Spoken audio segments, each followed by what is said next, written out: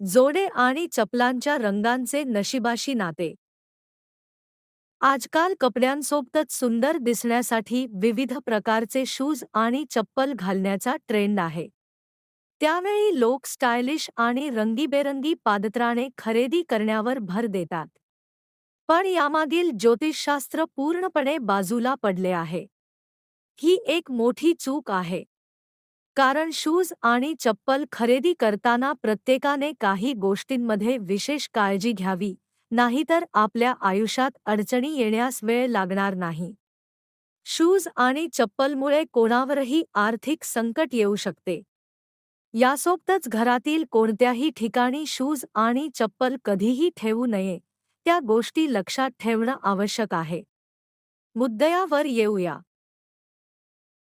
हा व्हिडिओ जोडे आणि चपलांच्या रंगांचे नशिबाशी नाते या विषयावर आहे. यात असे म्हटले आहे की चपलांचे व जोड्यांचे रंग आणि खरेदीचे वेळा आपल्या नशिबावर परिणाम करू शकतात, असे ग्रामीण ज्योतिषशास्त्र व वास्तुशास्त्र सांगते.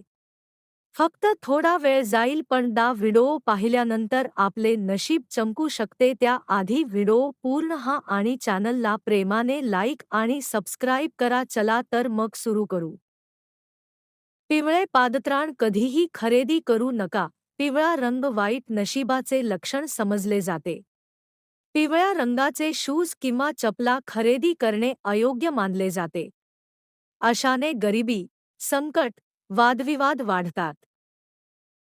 गुरुपौर्णिमा, गुरुवारच्या दिवशी पिवळे घालू नका. गुरुशी संबंधित असल्याने त्या दिवशी पिवळ्या पादत्राणाचा उपयोग टाळावा. शनिवार, शनीचा प्रभाव असताना काळे बूट वापरणे टाळा. शनीच्या वाईट प्रभावामुळे काळ्या रंगाचे पादत्राण त्रास देऊ शकतात. शुभ कार्यांमध्ये काळे, निळे शूज चपला टाळा. अशाने वाईट शक्यता वाढतात. घरामध्ये, ऑफिसमध्ये, विवाहकार्य, नवीन काम सुरू करताना अशा रंगांचे पादत्राण वापरू नये. ऑफिसमध्ये घालण्याचे योग्य रंग पांढरा, ब्राऊन, ग्रे व सौम्य रंग नशिबासाठी चांगले मानले जातात. घरामध्ये वापरायचे पादत्राण हलके, स्वच्छ आणि शुभ रंगाचे पादत्राण वापरणे चांगले मानले जाते. घरात वापरण्यासाठी वापरलेले बूट इतरत्र नेऊ नयेत. जोडे आणि चपलांच्या रंगांचे नशिबाशी नाते. आजकाल कपड्यांसोबतच सुंदर दिसण्यासाठी विविध प्रकारचे शूज आणि चप्पल घालण्याचा ट्रेंड आहे. त्यावेळी लोक स्टायलिश